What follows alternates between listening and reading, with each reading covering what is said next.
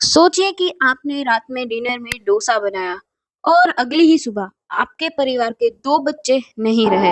1 अप्रैल 2026 की रात को विमल प्रजापति बाजार से डोसा बैटर लाके घर पे आता है और अपनी पत्नी भावना से कहता है कि वो डोसास बनाए। भावना उस बैटर से बहुत ही क्रिस्पी डोसा बनाती है और पूरा परिवार मिलके वो डोसा खाता है। परिवार में विमल प्रजापति, उनकी वाइफ भावना प्रजापति और 2 मासूम बेटियां, एक 4 साल की मिश्री और 3 महीने की राहा, सब मिलकर डोसा खाते हैं और फिर सो जाते हैं। लेकिन उनको ये मालूम नहीं था कि ये डोसा बैटर उनकी जिंदगी में भूचाल लाने वाला है। अगली सुबह उठते ही पूरे परिवार को उल्टियां शुरू हो जाती, उनकी तबीयत बिल्कुल बिगड़ जाती और सबको इमरजेंसी में हॉस्पिटल ले जाया जाता है। 2-3 दिन हॉस्पिटल में रहने के बाद उनकी सबसे छोटी बेटी यानी कि 3 महीने की राहा की मौत हो जाती है और कुछ ही समय बाद उनकी 4 साल की बेटी मिश्री की भी मौत हो जाती है। इससे पूरे परिवार वाले, उनके जो पड़ोसी है, वो सब सदमे में आ जाते हैं कि ये अचानक से क्या हो गया।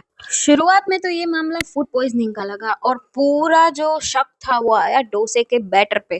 तो पुलिस पहुंच गई सीधे उस जगह पे जहां से विमल प्रजापति ने ये बैटर खरीदा था। लेकिन वहां से पूरी कहानी ही पलट गई क्योंकि डोसा बैटर वाले ने कहा कि मैंने आज ये डोसा, जो ये बैच का जो बैटर था, मैंने आज 200 लोगों को बेचा और किसी को कुछ भी नहीं हुआ और ये एक ही परिवार को ये क्यों असर हुआ। पुलिस वालों को थोड़ा थोड़ा शक होने लगा तो उन्होंने बच्चियों और इन दोनों हस्बैंड वाइफ की रिपोर्ट्स करवाई। तो रिपोर्ट्स में सामने आया कि उन लोगों की बॉडी में एल्यूमिनियम फोस्फाइड मिला है जो कि पेस्टिसाइड्स को मारने के लिए यूज में आता है। अब जो उनकी 3 महीने की बेटी थी राहा, वो तो डोसा नहीं खा सकती थी, वो तो सिर्फ मिल्क ही पीती थी अपनी माँ का। तो फिर वो तो सिर्फ ब्रेस्ट फीडिंग पे थी, तो उसकी जान कैसे गई ये अभी भी इन्वेस्टिगेशन चालू है कि ये जो माँ बाप है उन्होंने ही इन दोनों बच्चियों को मारा है कि नहीं।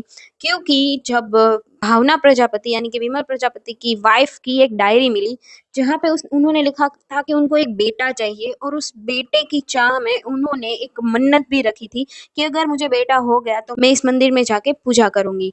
तो ये मामला तो मुझे तो पर्सनली ये मर्डर का ही लग रहा है कि बेटे की चाह में दोनों ने इन मासूम मासूम बच्चियों की जान दे दी या फिर वो बलि दे दी और समथिंग कि उनको बेटा हो जाए। तो अभी इन्वेस्टिगेशन चल रही है, लेकिन आप बताएं कि आपको क्या लगता है इस केस के बारे में, क्योंकि ये काफी हॉरिफाइंग केस है और मुझे तो ये जब मैं पढ़ रही थी तो मेरा तो खून खौल उठा। तो आप बताएं कि क्या लगता है आपको कि ये मर्डर है, फूड पॉइजनिंग, क्या लगता है आपको? Please let me know in the comment section below.